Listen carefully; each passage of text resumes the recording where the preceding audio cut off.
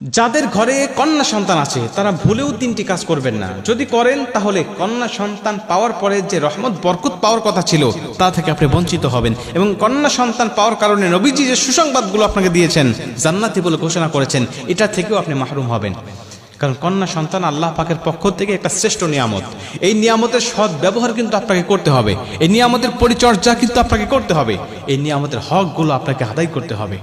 আল্লাহ পাক যখন কোনো ব্যক্তির উপরে খুশি হয় তখন তাকে একটা কন্যা সন্তান দান করে। এটা মুসা আলাইহিস সালাতু ওয়াস সালামকে আল্লাহ স্বয়ং নিজে বলেছিলেন, মুসা, আমি যখন কোনো বান্দার উপরে সন্তুষ্ট হই, কোনো দম্পতির উপরে সন্তুষ্ট হই, তখন আমি আল্লাহ পাক ওই দম্পতিকে একটা কন্যা সন্তান দান করে দিই।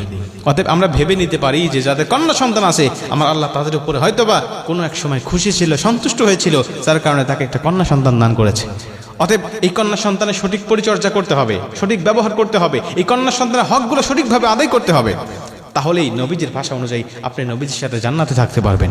এক নম্বরে, এই কন্যা সন্তানকে আপনি ছোট্টবেলা থেকে আদব শিক্ষা দিতে হবে। এই সন্তানকে কখনো কোনো কন্যা সন্তানকে পরপুরুষের কোলে দিবেন না, পরপুরুষের কোলে দিবেন না। হ্যাঁ, একেবারে নবজাত কন্যার কথা ভিন্ন, কেবল জন্মগ্রহণ করেছে, খুশিতে আনন্দে অনেক আত্মীয়রা আছে, তারা কোলে নিতে চায়, হ্যাঁ তারা নিক, সমস্যা নেই। কিন্তু এই কন্যা সন্তানের বয়স যখন 3 বছর, 4 বছর, 5 বছর হয়ে যাবে, তখন এই কন্যা সন্তান যখন বোঝা শিখে যাবে, বুদ্ধি হয়ে যাবে, তখন আপনি কোনো পরপুরুষের কোলে দিবেন না।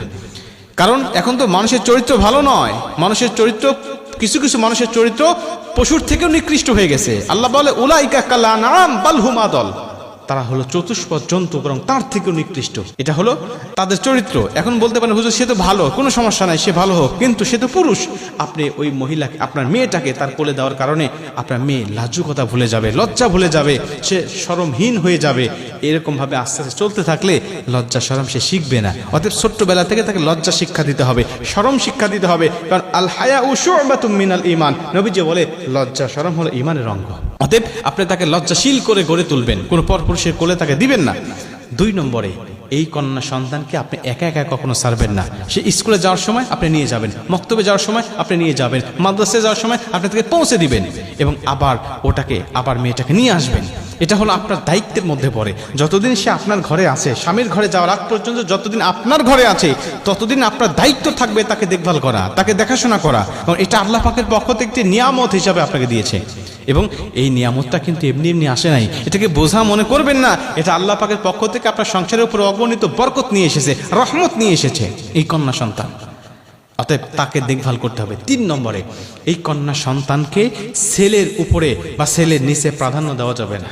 আমার সমাজে অনেক আছে, ছেলেকে খুব ভালোবাসে, ছেলে সন্তান জন্মগ্রহণ করলে পরে মিষ্টি দিয়ে পুরা এলাকা ভরপুর করে দেয়, সবার কাছে বলে বেড়ায়। কিন্তু মেয়ে হলে মন খারাপ, মনে করে যে মেয়ে মনে হয় আমার জন্য বোঝা হয়ে আসলো। কিন্তু না ভাই, এই মেয়ে আসছে আপনার জীবনের জন্য সুখময় হিসাবে, এই মেয়ে আপনার জীবনে আসছে আপনার জন্য কল্যাণকর হিসাবে, আপনার সংসারের জন্য বরকতময় হিসাবে। অতএব তাকে নিয়ে অবহেলা করেন না। অনেক ভাই আছেন যারা সংসারে যখন কোনো বড় মাছ রান্না হয়, মাছের মাথাটা দেয় সন্তানের পাতে, ছেলের পাতে, আর মেয়েকে দেয় ছোট্ট ছোট্ট চাকাগুলো।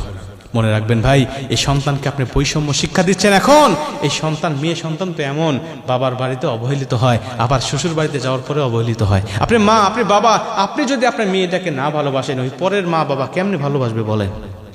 অতএব ছোট্টবেলা থেকে এই কন্যা সন্তানকে ভালোবাসবেন, আদর দিবেন, স্নেহ দিবেন।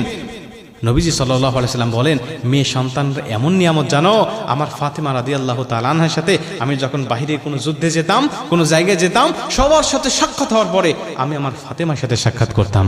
আবার যখন চলে আসতাম, সবার সাথে সাক্ষাৎ করার আগে আমি আমার ফাতেমার সাথে সাক্ষাৎ করতাম। এবং কোথাও থেকে যখন কোনো হাদিয়া নিয়ে আসতাম, কোথাও থেকে যখন কোনো সদাই নিয়ে আসতাম, সবার হাতে দেওয়ার আগে আমি আমার ফাতেমার হাতে দিতাম।